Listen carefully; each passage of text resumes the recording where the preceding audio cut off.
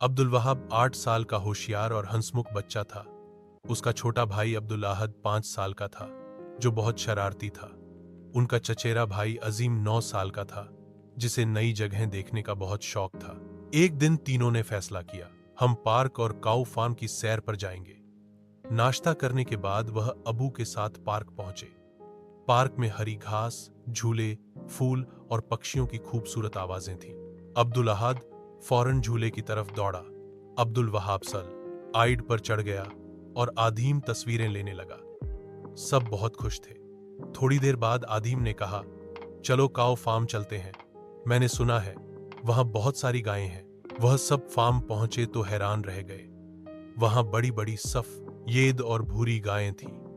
कुछ गायें घास चर रही थीं और कुछ आराम कर रही थीं। फार्म के मालिक ने दिखाया कि गाय का दूध कैसे निकालते हैं। अब्दुल वहाब ने कहा, वाह, यही दूध हम रोज पीते हैं। अब्दुल अहद ने खुश होकर कहा, और मक्खन और दही भी।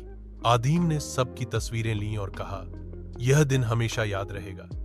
वापसी पर तीनों ने वादा किया कि अगली बार मजेदार नई जगहें देखने जाएंगे।